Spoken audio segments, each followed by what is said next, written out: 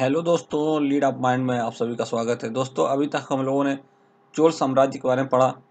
अब इसके बाद पढ़ेंगे हम लोग चोल और चालुक्य वंश के बारे में, जो ये संयुक्त रूप से वंश चलता है। इसमें क्या होता है, कुलोत्तुंग प्रथम जो है प्रथम शासक बनता है। यह पूर्वी चालुक्य वंशी राजेंद्र द्वितीय ही था। ये राजेंद्र द्वितीय जो है यहाँ पर आकर कुलोत्तुंग प्रथम बन जाता है और ये राजेंद्र प्रथम का पौत्र रहा है। इसने चोल चालुक्य वंश की स्थापना किया। इसने चोल चालुक्य वंश का स्थापना किया है। इसका शासनकाल जो है 1070 से लेकर 1120 ईस्वी तक, यानी 1120 ईस्वी तक रहा। इसने जो है चालुक्य वंश की राजकुमारी से शादी की थी, इसलिए चोल चालुक्य वंश यहाँ से शुरू हो जाता है। इसने कलचुरी के शासक यश कड़देव और कलिंग नरेश अनंत वर्मन को पराजित किया। इसने कलचुरी के शासक यश कड़देव और कलिंग नरेश अनंत वर्मन को पराजित किया था। इसके समय में श्रीलंका का राजा विजय बाहु ने अपनी स्वतंत्रता घोषित कर दी थी, क्योंकि थोड़ा सा कमजोर पड़ गया था। इसके समय में श्रीलंका का राजा विजय बाहु ने अपनी स्वतंत्रता घोषित कर दी और वो मतलब अपना राज्य स्वतंत्र कर लिया। जहाँ पर चोलों ने कब्जा किया था वो धीरे से स्वतंत्र कर लिया। इसने भू राजस्व निर्धारण करवाया और भूमि का पुनः संरक्षण करवाया। ठीक है, व्यापार में बाधक चुंगियों तथा तटकरों को समाप्त कर दिया। कुलोत्तुंग प्रथम ने व्यापार में बाधक चुंगियों तथा तटकरों को समाप्त कर दिया। चीनी ऐतिहासिक स्रोतों के अनुसार एक दूत मंडल चीन भेजा था।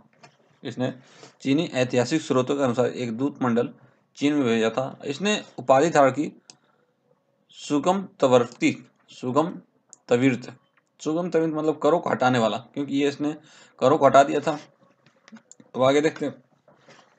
इसके बाद जो इसका वंश चला, कुलोत्तुंग प्रथम के उत्तराधिकारी जो हुए उसके बारे में पढ़ते हैं। पहला हुआ विक्रम चोल, जिसका शासनकाल 1120 से लेकर 1133 ईस्वी तक रहा। इसने त्याग समुद्र की उपाधि धारण की। ऐसा क्यों? क्योंकि इसने चिदम्बरम में स्थित नटराज मंदिर का पुनरुद्धार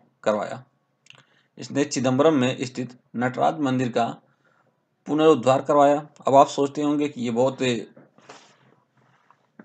पूजा पाठ वाला आदमी था, धार्मिक आदमी था, तो ऐसा कुछ नहीं है। इसके बाद देखिए क्या होता है। इस नटराज मंदिर में एक और मंदिर थी गोविंदराज की।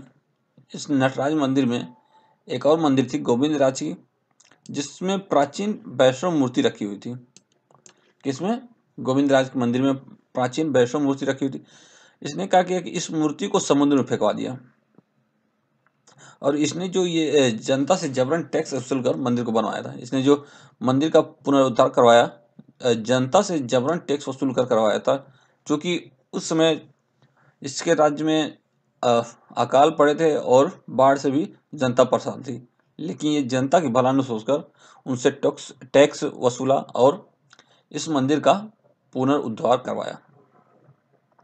इसके बाद जो शासक होता है कुलोत्तुंग द्वितीय 1133 से 1155 तक शासन करता है। इसके बाद जो शासक होगा राजराज द्वितीय, जो 1150 ईस्वी से लेकर 1173 ईस्वी तक शासन किया। इसके समय में चारों ओर से शक्तिशाली सामंतों का उदय होना शुरू हो गया और धीरे धीरे विद्रोह होना शुरू हो गया। इसका कोई पुत्र नहीं था, संयोग से इसका कोई पुत्र भी नहीं था।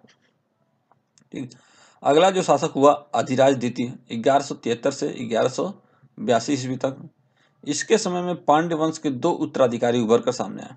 इसके समय में, क्योंकि ये चोल पांड्य वंश चल रहा था, ठीक है, तो इसके समय पांड्य वंश के दो उत्तराधिकारी उभर के सामने आए, जिसमें कुलशेखर और वीर पांड्य थे। ठीक, अब इन दोनों में से किसको चुना जाए, इसके लिए श्रीलंका का शासक पराक्रम बाहु ने कुलशेखर का साथ दिया और राजा धीराज ने वीर पांड्य का साथ दिया। राजा धीराज द्वितीय जो है चाहते थे कि वीर पांड्य शासक बने और श्रीलंका का जो ये पराक्रम बाहु शासक था ये चाहता था कि कुलशेखर शासक बने। लेकिन अंत में क्या होता है, अंत में वीर पांड्य शासक बनता है। मतलब राजाधिराज का विजय होता है और वीर पांड्य को उत्तराधिकारी बना देता है। इसके बाद जो शासन शुरू होगा वो होगा कुलोत्तुंग तृतीय की। कुलोत्तुंग तृतीय 1182 से लेकर 1216 ईस्वी तक शासन किया। ये अंतिम महान शासक था। इसके बाद धीरे धीरे क्या होता है, इस वंश का पतन होने लगता है। ये अंतिम महान शासक था। इसने वीर पांड्य को पराजित किया। इसने होयसलों और चेरों को भी परास्त किया था। कुछ समय बाद वीर पांड्य फिर से तैयारी के साथ कुलोत्तुंग तृतीय पर आक्रमण करते हैं।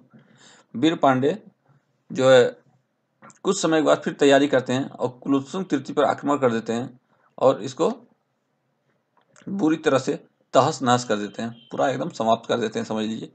इसके बाद जो शासक होता है राजराज तृतीय होता है, जो 1216 ईस्वी से लेकर 1250 ईस्वी तक शासन करता है। इस समय इसकी शक्ति जो है क्षीण हो गई थी। राजराज तृतीय की शक्ति क्षीण हो गई थी।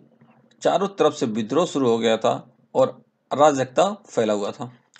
पांड्य नरेश सुंदर ने आक्रमण करके राजराज तृतीय को बंदी बना लिया। पांड्य नरेश सुंदर ने आक्रमण किया और राजराज तृतीय को बंदी बना लिया। ठीक। हालांकि कुछ समय बाद होयसल वंश का नरसिंह द्वितीय ने मुक्त करा लिया था किसको, राजराज तृतीय को।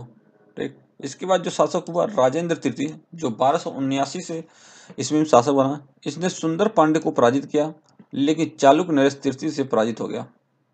इसने जो है सुंदर पांड्य को पराजित कर दिया था। यही सुंदर पांड्य जो राजराज तृतीय को बंदी बनाया था, तो उसको राजेंद्र तृतीय ने पराजित किया, लेकिन आगे चल के चालुक्य नरेश तृतीय से पराजित हो गया। आखिरी शासक था, यहीं से इसका वंश धीरे धीरे खत्म हो जाता है। राजेंद्र तृतीय आखिरी शासक था, यहीं से इसका वंश धीरे धीरे खत्म हो जाता है।